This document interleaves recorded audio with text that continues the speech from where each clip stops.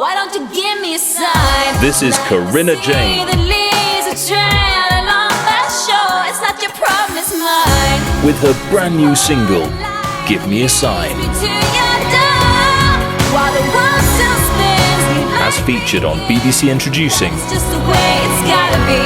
Give me a sign about the things that we don't know. Why don't you give me a sign? Corinna Jane, Give Me a Sign. Out now. It's not your problem, it's mine.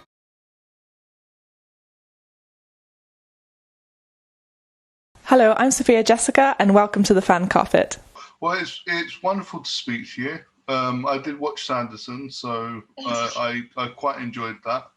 Very good. Yeah. Do you know if it's getting a season 2? Can't say, I'm afraid. Okay, fair enough. I know there was a campaign to save it, so yeah. Yes. Those campaigns have been successful with other things. They have been, yeah. They've been a very, it's the most amazing kind of campaign, and fans, they have been very loyal. And I think it came up actually that I had my first day on set 2 years, like Monday just gone. And it's mad when you still go on Twitter and see kind of how passionate they are and still going for it. But can't say anything, I'm afraid. Well, I hope it comes back for what it's worth. So, yeah, I hope it comes back.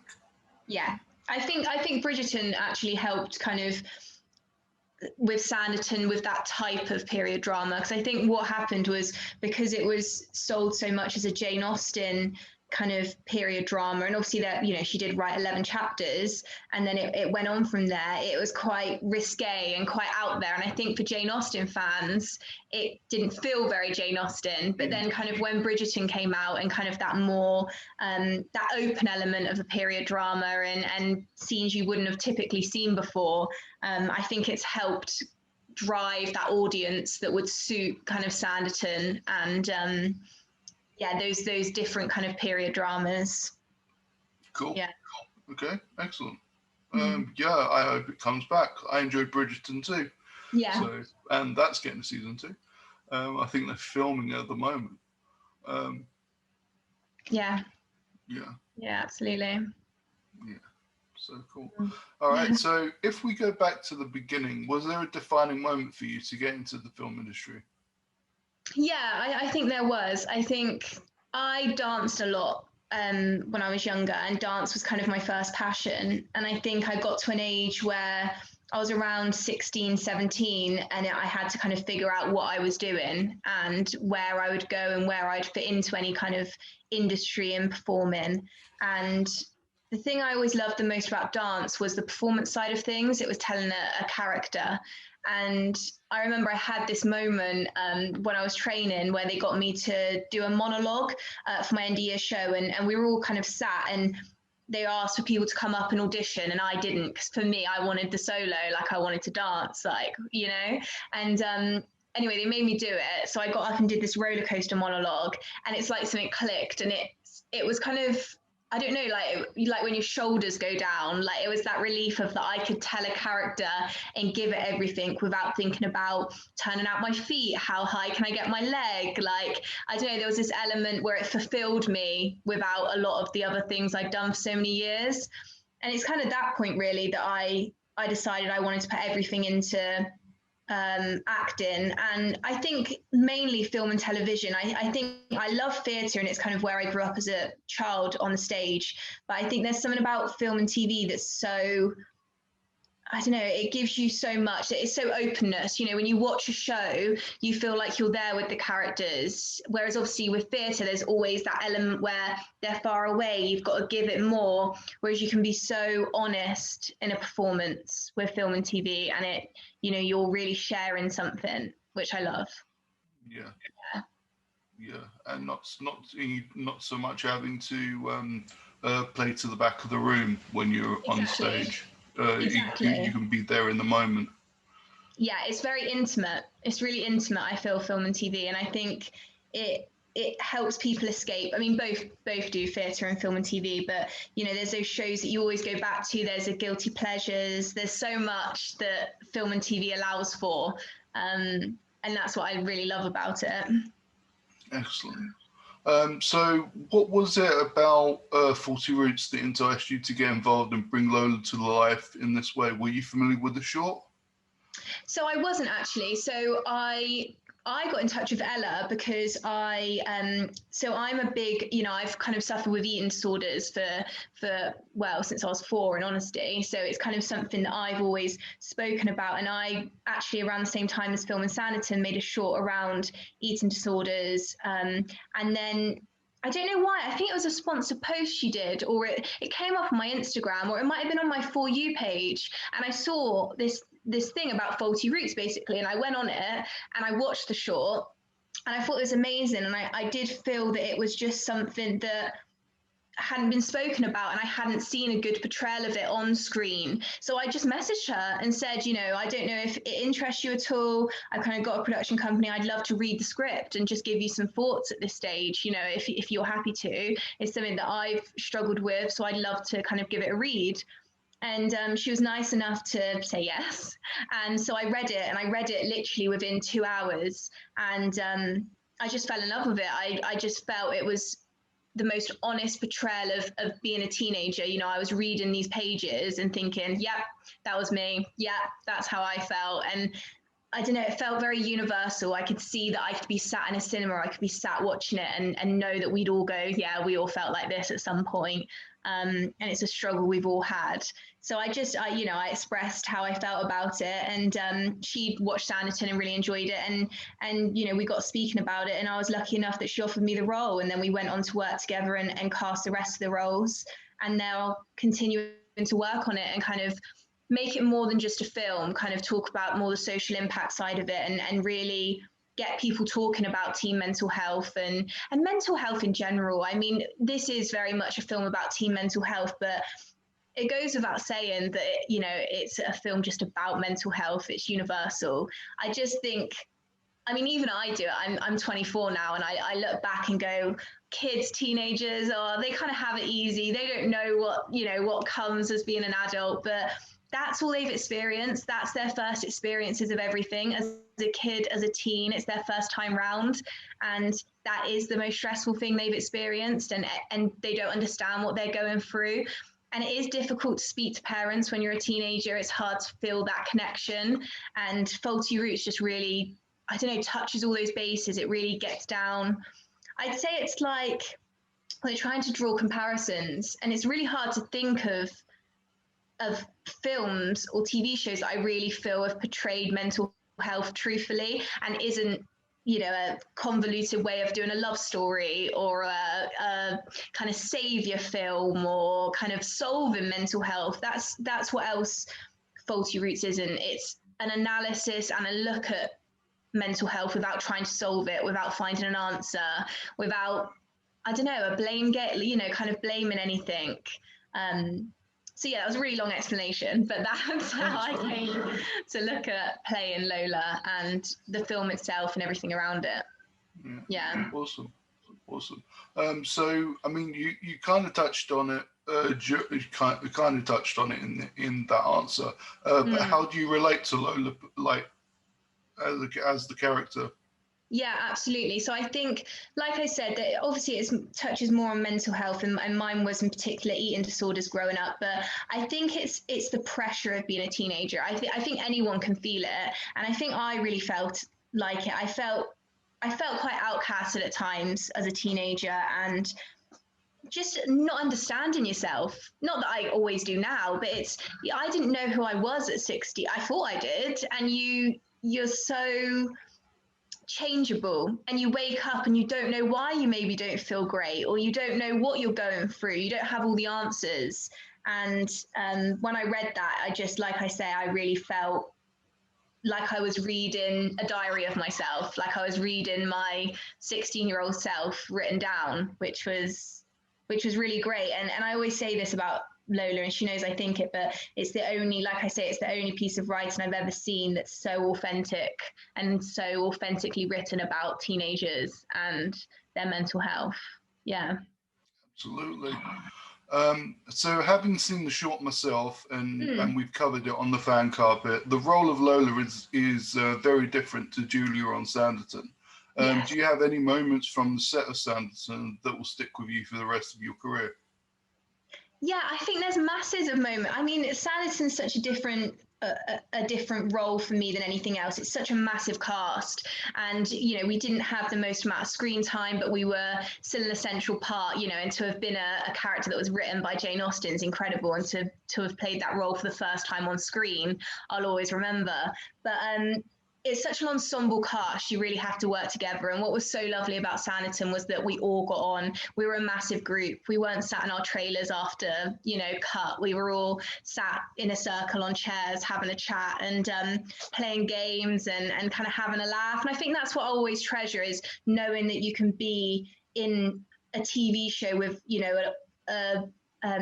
sorry, I've lost my words, with a kind of an ensemble cast of 20 of you who are normally always there, and know that you can get on and there's there's nothing bad happening, which I just loved. I loved every minute of it. It was a great 6 months. Yeah, no, I really loved it.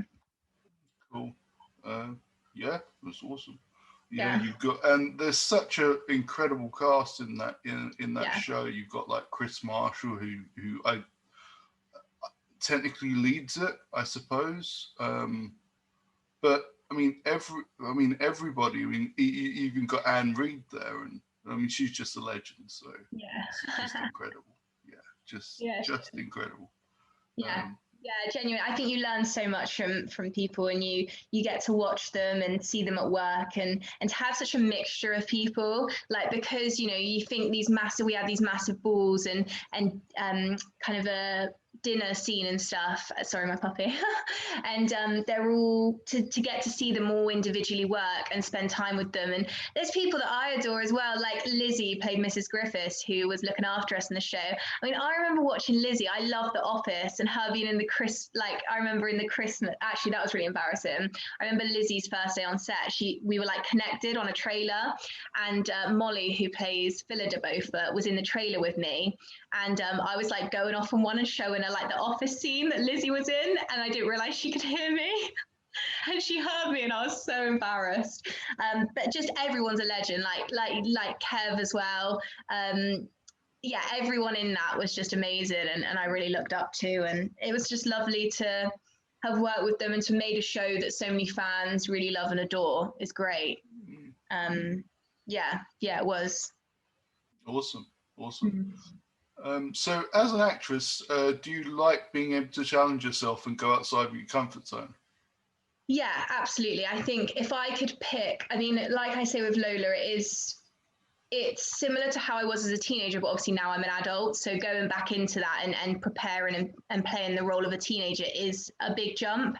And I think every role I now want to take on, I would really like to massively challenge myself. Because I think this is a misconception of actors, is that we kind of like the spotlight, or interviews we find it easy, or we kind of have to be big characters ourselves, whereas actually, the whole point of acting for me is that I can hide behind characters, or I can fully kind of put myself into a character, and I'd much rather come dressed as Julia to this interview than I would kind of be myself sat here right now. So it's I think I've got some roles coming up that are just completely different, and things that's why I kind of opened a production company as well, and I like that thing of being able to give people roles that maybe typically in big shows and kind of with big casting directors and that you wouldn't typically get. I wouldn't maybe be cast in those roles, and other people be casting them, and it's nice to kind of diversify that and see different people in different roles and see what they can do, which is what we're really trying to strive to do. Awesome. Yeah. So are there any genres that you haven't done yet that you'd like to? Do you know, I've never done a horror. I've never ever or even I don't even think I've ever had a casting for a horror. I obviously don't give off any sort of horror vibes, but I'd love to do a horror film. I think that would be so much fun. And I love a horror. I kind of, sit down a Saturday night, put horror on. I would love to do one of them. So maybe that in the future would be something. Yeah. Okay. Yeah. Yeah, it seems to be quite a popular one. Yeah. So you're also a producer, having produced Moving In, Skinny World, Samantha, and a few others that are in pre-production and various stages of production. Are there any other aspects of the film industry that you'd like to pursue?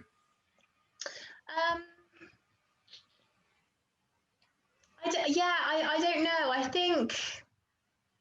think I love producing. I think there's an element of sometimes when you're an actor on set, you're so out of control. You're kind of like the last one to know things, or you're kind of the final puzzle. You know, they've been through so much before that.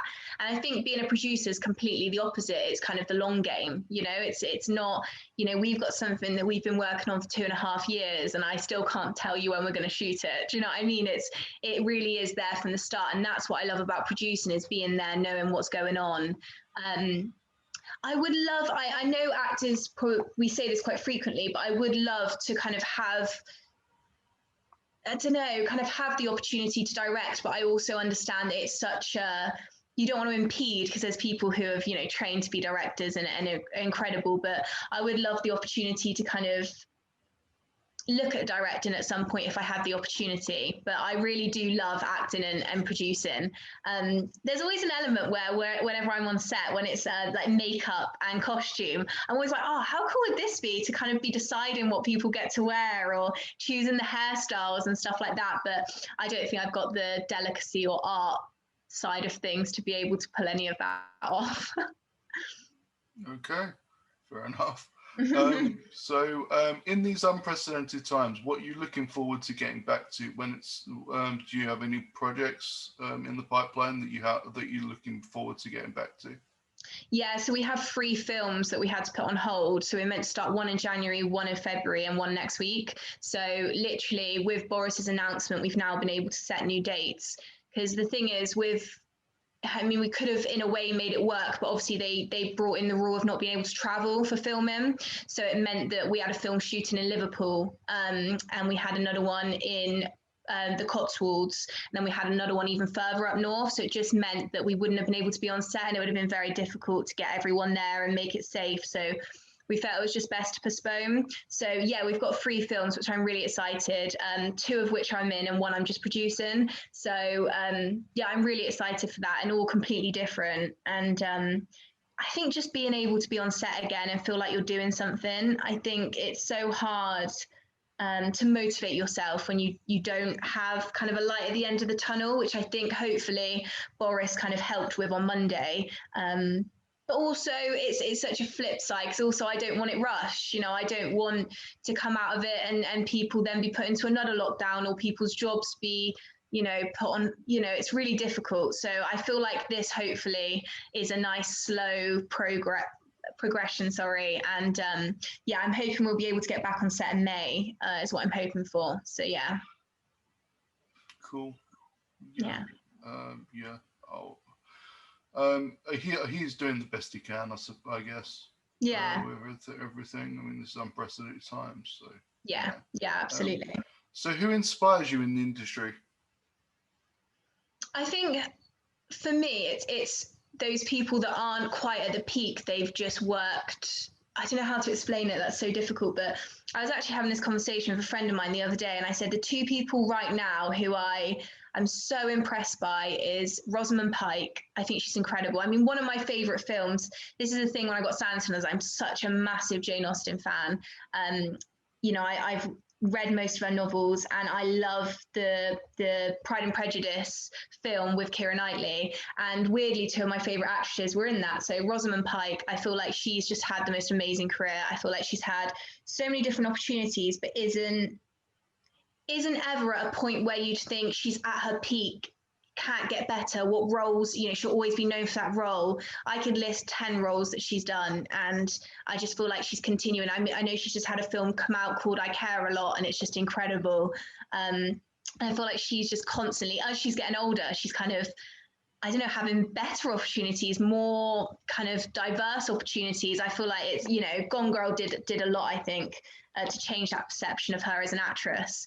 And also Carrie Mulligan. I feel like her, you know, I watched Promising Young Woman last week, and me and her have kind of similar suits thus far, that she kind of, her first job was on the Pride and Prejudice set, didn't have like too many lines, was kind of in that mix, and then has gone on to just have, you know, the most amazing career, and that role I thought was incredible. And she's just, and I watched a Netflix series she did where she played a detective. It's a couple of years old, but I only watched it a couple of weeks ago, and it's just amazing to see them too. I feel like they're always kind of under, you know, they're not, you know, you don't think of them off the top of your head straight away, but they're constantly there and just playing great roles and doing amazing work, which is kind of the point, isn't it?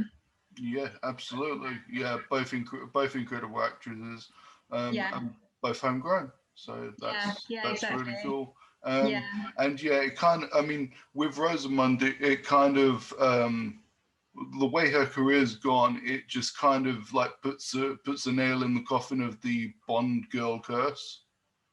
Yeah. Because she's so much more. She's so much more. I can't remember the name of it, but she was in a short film a few years ago. Yeah. And she was incredible. It was mostly, I believe it was like mostly on her. It mostly revolved around her, and it was on mental health and stuff. I think, but yeah, it was a really good film. I saw that at my friend's film festival, London Independent Film Festival.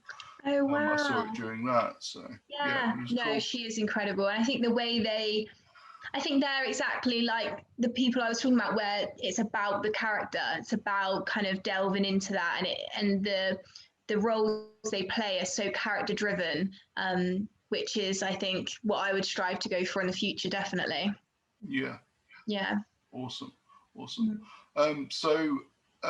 Is there a book that you're a fan of that hasn't been adapted to film or TV or Netflix yet that you'd love to be a part of? Well, it's so random, but 19-year-old me, I love this author called Belinda Jones. So she writes kind of romantic comedies, but she's just got such a great story. So she basically would write a novel, and then from the money made from that would travel to another part of the world, and then she'd write kind of another novel, but it was always around a different part of the world. And although it was kind of that kind of romantic kind of element, it was always about the place itself. So kind of, I had a meeting with her when I was 19, and I really wanted to, I still do, I'm still in the process of it, but I basically got the book rights for a couple of her books, one of them being Cafe Tropicana, which is one based in Costa Rica. And we're basically looking at, well, we developed it into a script, but basically still looking at developing that. So I'd say hers, because I don't know, I just always loved her writing and kind of her story and her latest one, well, she loves dogs, and she got all the money from that and went to like Alaska, and then traveled around different parts of the world to look at the roles that dogs play in societies, and like the different roles they play, and then wrote a whole book on it. And she's just incredible. I just love her. So I'd say that. Yeah. Okay. That's awesome. I'll have to check her out. Yeah, absolutely. Yeah, cool. So with the popularity of streaming services like Netflix and Disney Plus, obviously they've just launched a whole new area on their service. What do you think the future of cinema is? Yes, I think it's so difficult. I mean, with the successes that Disney's had kind of in the last year, I think it seems like it's moving more to streaming platforms. I mean, it's sad for me. I'm somebody who absolutely loves going to the cinema, and it isn't the same kind of, you know, we bought Mulan when it first came out, and it's great, but it doesn't feel the same. You know, it's an experience to go to the cinema, but I can't say that I don't feel it's moving more and more to streaming platforms. I think it is. And I think, especially like you say, with Disney Star launching on Tuesday, you know, there's more series than anything else. I think it's more and more moving to series. You know, I don't really know why. I think it's because we love to binge, and we love, a film can only be an hour and a half to 2.5 hours, whereas, they can make 10 hours of content and get it out, and people will just binge it in a day, and they'll just go for it. And I think that's what it's going to continue moving to, is streaming platforms with TV series. And I think that what will be left for cinema is kind of the Marvel films, the films that do very well kind of in the cinemas, where people come out for the midnight screenings, and Star Wars and classics like Top Gun 2, the new James Bond, probably things like that. But I think certainly for independents as well, for any independent series and films, it's going to be, streaming platforms. You're going to see less and less small films go to any sort of viewings or screenings in the cinema. I hope I'm wrong, but I think that's probably where it's going. Yeah. Fun fact: Mulan was actually the last film that I saw in the cinema. Really? Yep, Oh, I was at the London premiere. They cancelled the premiere, so I didn't speak to any of the cast, but they kept the screening going on. So I was there in Leicester Square watching the film. See, I didn't know they kept it on. I knew oh wow, that's amazing. Yeah, so that was the last film I saw in the cinema. Wow. I really enjoyed it. Well, I went to, if I'm honest, I haven't been to the cinema in a really long time. I think the last time I went was for, what was the last? I went to watch Hope Gap. It's just gone on to Netflix, but it premiered at, why can't I remember the name of it? London Festival in October. What's the name of it? What, the BFI one, the big one? Yeah, BFI. I don't know where that went. Yeah, the BFI London Film Festival. Yeah. It's the big one. It was, I don't know where my brain went then, but so it was BFI, and they premiered The Hope Gap, and it's films like that. So I went with Molly, who played my sister in Sanditon, and we went to watch it, and it was just incredible. Like, I sobbed my heart out, and it's those sort of films that are like more independent, kind of a lower budget, but they're such an incredible story, and yet again character driven. And I just feel like it's films like that. Well, I've seen it now, so I've seen it on Netflix in the last couple of weeks, and it's like in the top 10. And I think, it can get so much more popularity sometimes on a streaming platform, because people don't feel any pressure. They'll just put it on, they'll see what they think. Whereas I don't know if people take more of a decision process when it goes to cinema. They think, I've got to watch the trailer, make sure I really like it to go watch it. Whereas I'm not really like that. I just think whatever's on, I'll find something. I'll just go and see what's on. Yeah. Yeah. Mm. So are you still close with your Sanditon cast? Yeah. We've still got a group chat with everyone in it, and we were speaking on it the other day. And then I'm really close to the closest people I'd say I still speak to pretty much every day is Molly, who played my sister, Lily, who played Clara, and Alex, who played Chris's sister. So she played. I don't know where my brain's gone. I can't remember the name off the top of my head. But we still speak. The whole group of people still speak all the time, which is nice. That's awesome. Yeah. That's awesome. So. Just before I let you go, where can people find you on social media to keep up with what you're doing? Yeah, so I'm on Instagram, which is Kayleigh_PX, and then I'm on Twitter, which is Kayleigh_PR, and that's kind of the main places I kind of post stuff and keep people up to date. So why the PX and PR? I think PX was Instagram, and then I got Twitter a lot later. I'm not really a Twitter expert, and I think PX was gone, and I had to go PR, which is my name, like Kayleigh-Paige Rees. Yeah. And I was like, I'm gonna have to go for it. So yeah. That's cool. All right, great. Well, it's been such a pleasure to speak to you, and I look forward to everything that you do.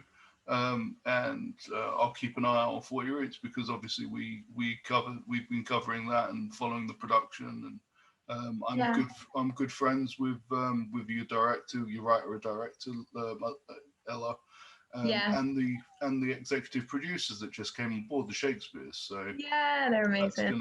That's gonna be cool. Yeah, So yeah, absolutely. Yeah, no, thank you for this opportunity. And it's I have seen that you've covered it, and it's so nice to get support and kind of know that people are there. So yeah, no, it's been lovely speaking to you. yeah, you too. All right. Well, you enjoy the rest of your day, and I did see glimpses of your dog there. So I hope he's doing okay. Yeah, causing trouble as always. Oh, he's a cutie, little cutie. You're cute, aren't you? You just want to bite me. Yeah. We've got a chihuahua. We've got a chihuahua. Oh, And amazing. yeah, so she's very small. Yeah. And we've got a Labrador Retriever as well. So she's mid-sized. So Oh, lovely. Keeps you yeah, busy. yeah, yeah. Exactly. They're cool. Very cool. Amazing. All right. Well, you enjoy the Yeah. rest of your day. You And too. thank you so much for taking your time. No worries. You too. Yeah. Bye. Speak to you soon. Take care. Bye. Bye.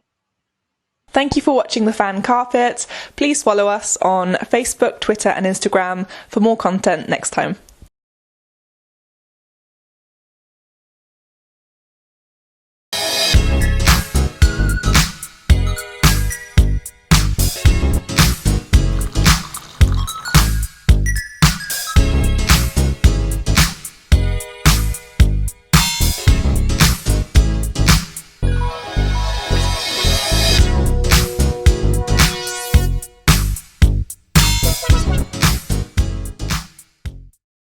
I'm here on the largest of the Balearic Islands, Mallorca, with the turquoise waters of the Mediterranean Sea, beautiful mountainous landscape, the thriving city of Palma, quaint little market towns, a growing number of luxury hotels.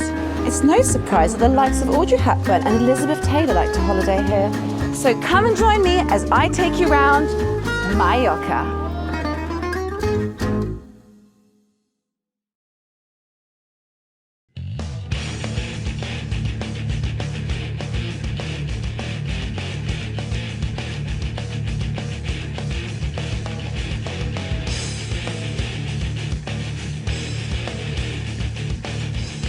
Thank you for watching The Fan Carpet. If you like this video, be sure to click that thumbs up button at the bottom of your screen. And also be sure to subscribe to the Fan Carpet YouTube channels. They're absolutely free and so much fun too. Be sure to check out the official website, thefancarpet.com. Also, you can follow us on Facebook, Twitter, and Instagram to stay up to date with reviews, competitions, the latest news, and so much more.